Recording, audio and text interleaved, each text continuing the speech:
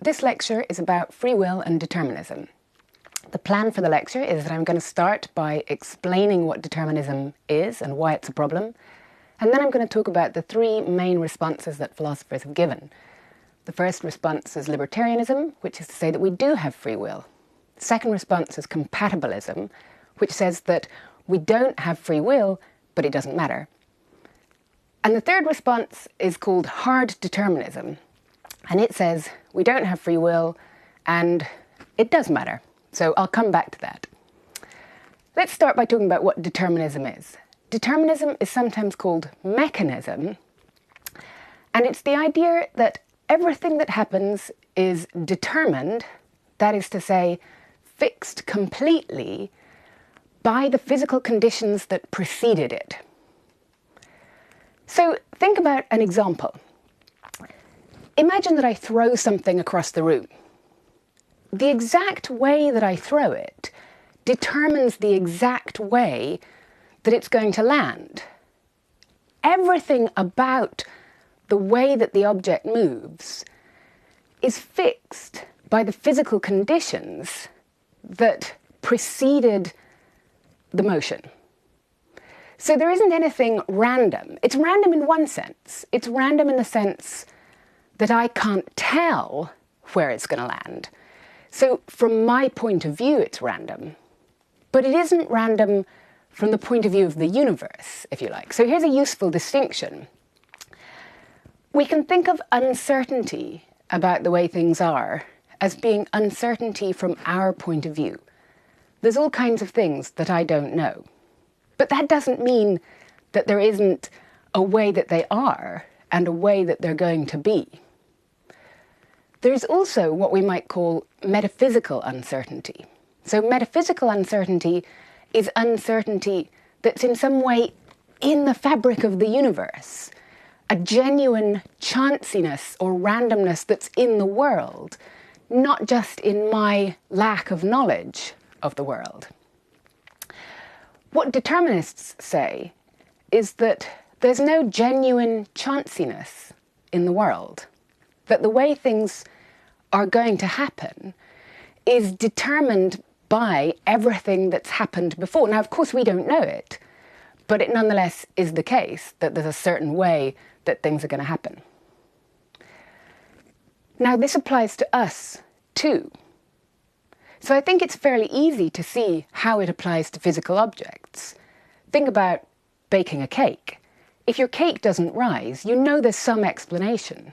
And if your cake does rise, you know there's some explanation. There's always an explanation for why things happen in the physical world. It's slightly less easy to see how it applies to us.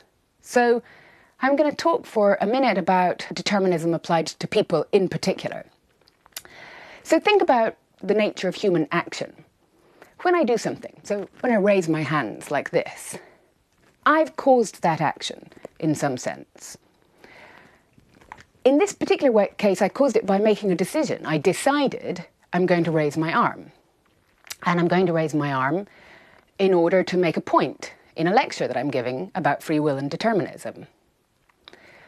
So that's the cause of my action. But then we can think about the further reaching background causes and how this came to happen.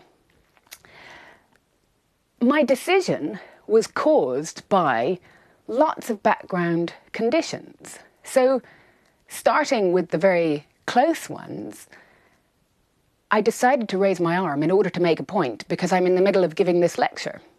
But of course I'm in the middle of giving this lecture for reasons that are to do with my job and my personality and the situation that I'm in now. And all of those things have causes too. So the situation that I'm in now and my job are of course caused by past decisions. My past decisions are caused by the kind of person that I am. And the kind of person that I am is a very complicated thing caused by genes, the environment, my upbringing, my parents' decisions, and so on. So these are external circumstances. These are things outside of me. So I'm a determined being too, in the end, a simple decision, like to raise my arms, comes from things that are completely outside me and causal chains that started a long, long time ago. I'll come back to the way in which we might think that persons are different. But for now, let's think of persons as part of the physical world, as being caused like other things. And decisions and psychologies are very, very complicated, but determinists say they are part of that enormous causal chain.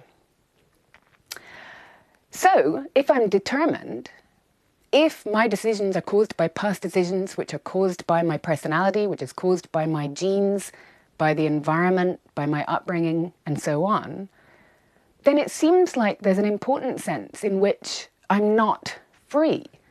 I'm not a free agent. I'm not making my own decisions.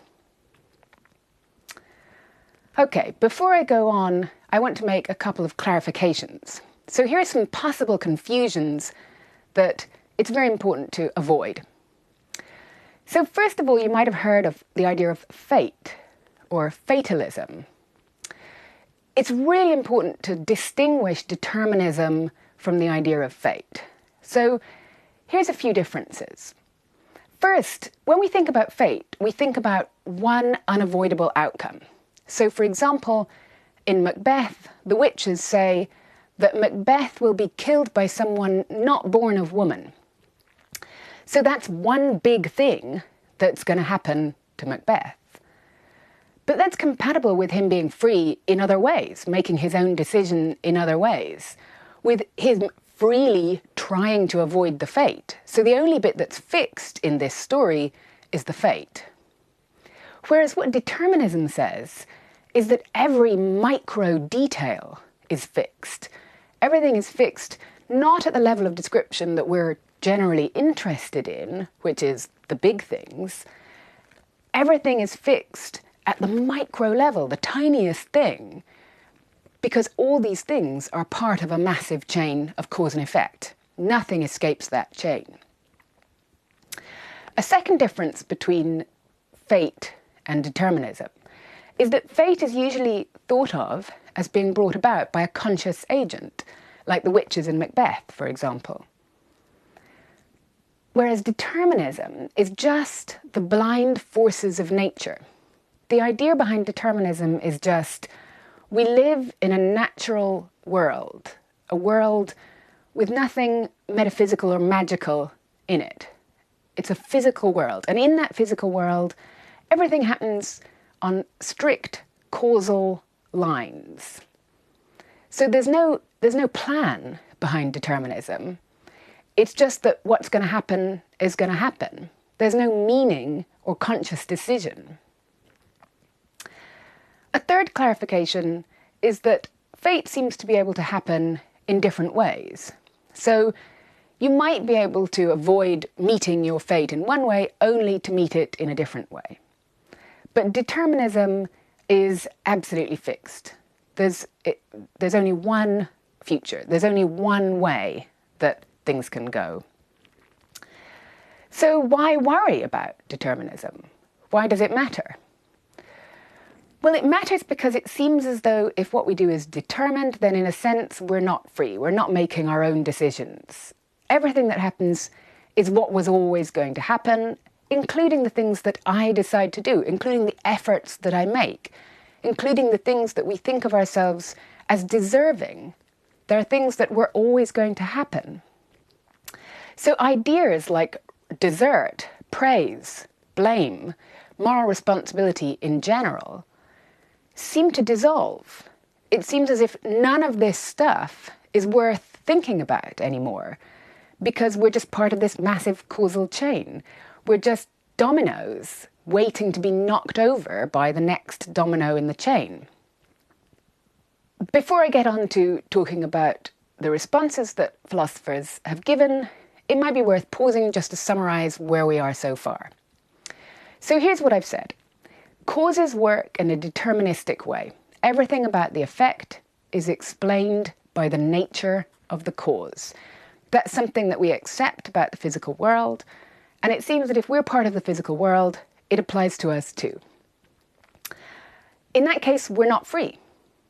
And if we're not free, it seems hard to make sense of moral responsibility. In the next section of the lecture, I'll talk about how philosophers have tried to make sense of moral responsibility.